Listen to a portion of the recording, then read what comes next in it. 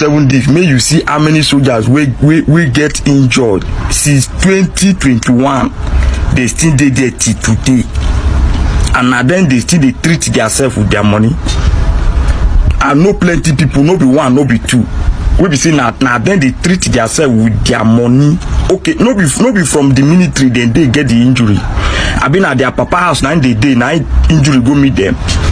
I been at for their papa house, they might go meet them. No be from this country, now they say they won't defend where they get that injury. Why government can't pay them? Why government no fit treat them? Person get injury for this country, government no fit treat them. Any other rank we see this video, we talk everything that they talk na nonsense. You shall never better for that person. Even you will be say you go so retire for this work. Army don't have plan for you.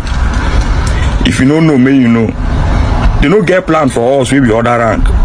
Bros, go 44. If you don't get mind, you go cry.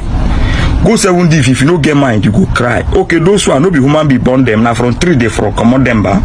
Because all of us no be life now we get.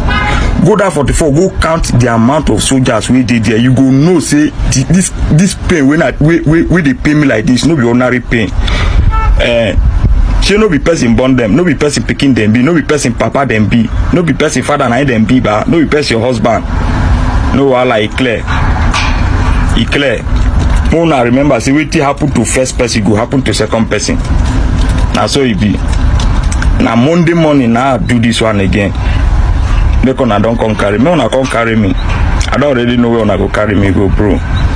So I know the fear, because if una still kill me, you go still sweet me. Say I talk, I know day for the people if you see una they do that bad thing. Yes. I am Godson by name. I'm an ex-boy in MS-94.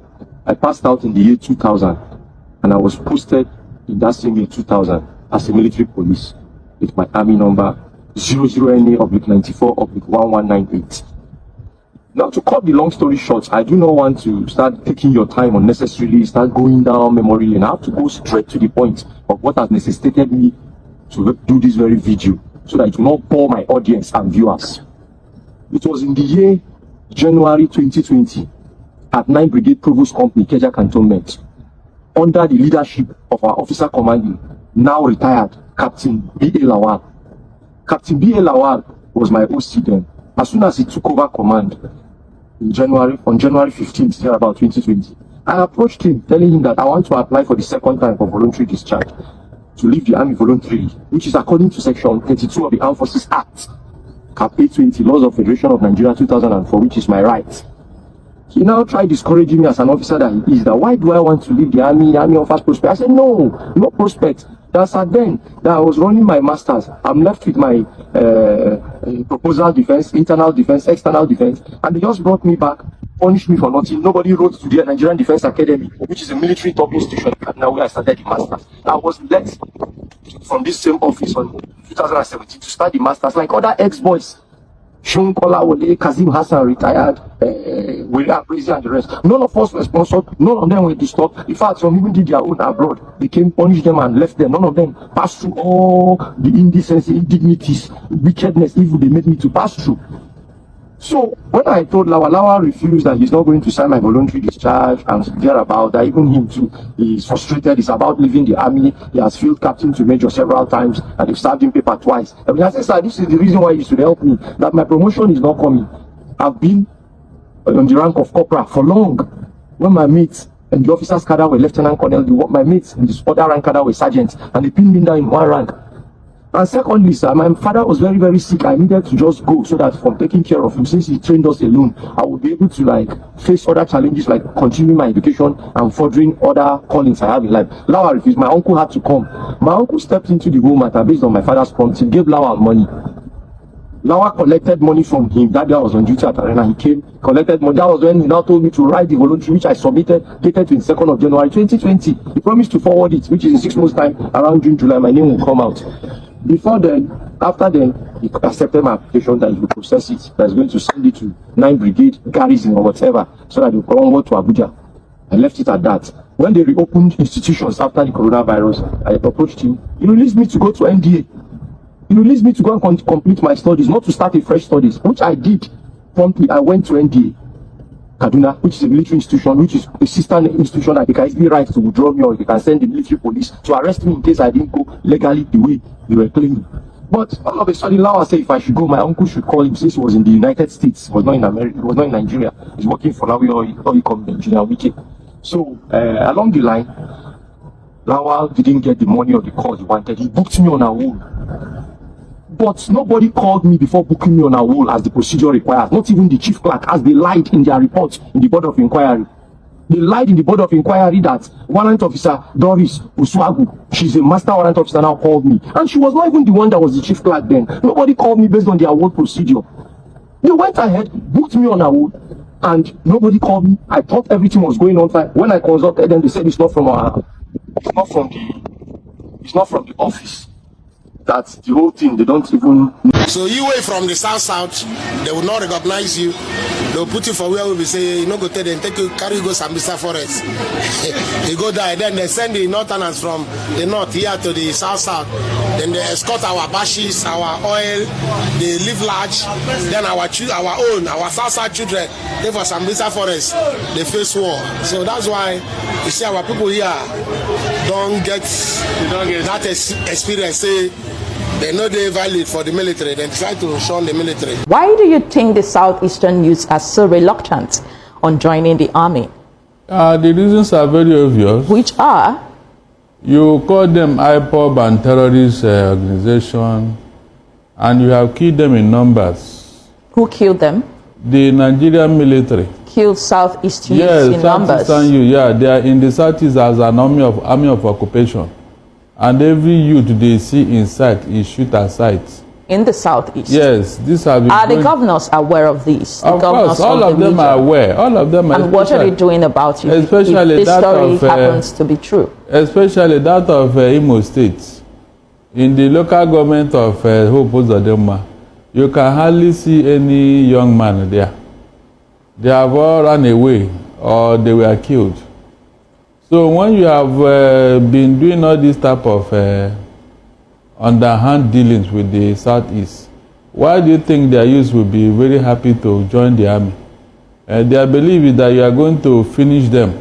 What you could not do with this, all this, what do I call it, insecurity, you now want to finish them with the military. But Barrister, there is a belief, or some quarters will say that the reason why there is so much military presence in the southeast is because of the insecurities happening there by the unknown gunmen.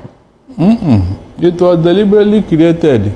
You know, when you want to hang a dog, you give it a bad name. What is the reason for the insecurity in the southeast? You said insecurity in southeast was deliberately created. It was. By whom? At least we have had Asari Dokubo and his group. They are telling us what the agreement they had with the federal government. So what did Asari say they had? He said he has a contract to be killing the Igbos. He said he even mentioned the area where they are operating and all that. That his boys are the ones, the unknown gunmen. So I mean, by the way, what is the reason for insecurity in the southeast? What is the problem there? What is the reason for insecurity? That is what we should be asking the federal government. Initially, we claimed it was Simon Ekpa. And we all cried that Simon Ekpa should be brought down.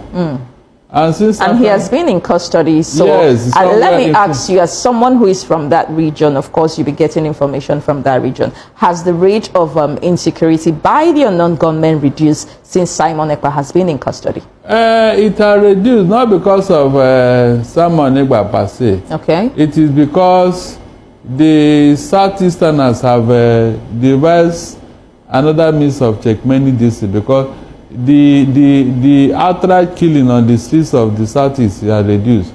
But the Fulani herdsmen are still rampaging in the bushes and farmlands.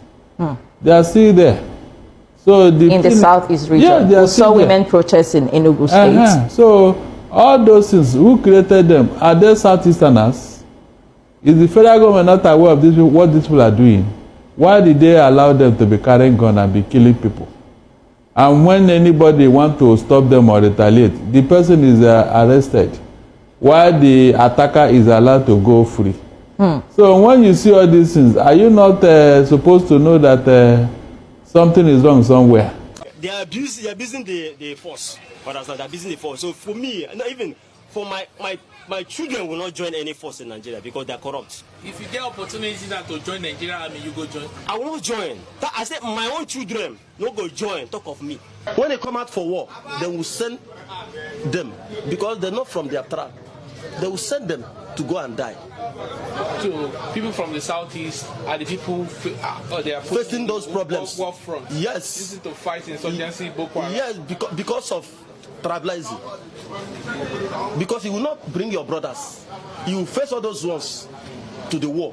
So the they will die. That means you are shorting us. And they don't know road. So all those things is not good. When they tell you what they are passing through there, the ones that go and come back, what they're passing through, you will send somebody and okay, let us assume Boko Haram. When you send them to war, see Boko Haram coming, you will not give order, and they are seeing them and they are carrying arms and they are shooting. Welcome back, my people. I think this country will soon die. This country called Nigeria will soon die because of the way sentiment and tribalism they try enter everything they do.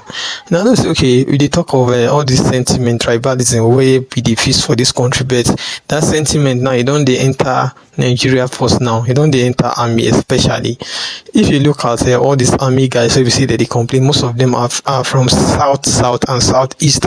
Why we say that they complain? They complain based on okay, governments and their leaders are treating them bad. The thing where we say supposed belong to them, they carry and go to the other side, and the one we're supposed to come to the other side, they go carry and come give them. See, have you advised any of you whoever say you be youth now say okay, if they say you can't join army from southern side, I mean, if they say you should come to join army, I beg make it no join based on say the way that they treat army. Where we see they from southern side, they know they treat them well. Now we think that they do them, and now why all these guys where we see them they complain say they no want join army, and all these army guys where they complain say okay, all this their army leaders are not fair to them. Now why they complain that? But waiting I get to tell all this army leader, see this country where we say we call Nigeria. This Nigeria belong to everybody, and all this youth now we see them be army, they are fighting for every one of us generally. So now not even so for they treat one side bad, they treat one side good. Why be so okay? Anytime we be so okay now won't carry people go to war. Now they always come carry south people go they fight. You know just make sense. If war they come now go carry people will be so okay. Them supposed carry no be to just the select people. They select only people we see they're from southeast and south side. No be that one no. Make no put any politics for all these things we see we do for this country because this country belongs to us. Now we say na the hear us now. If na get anything we say we want to talk concerning this matter, I beg make you drop on for inside comment section. And also if this is your first time here, make you like our video, share, subscribe. Thank you.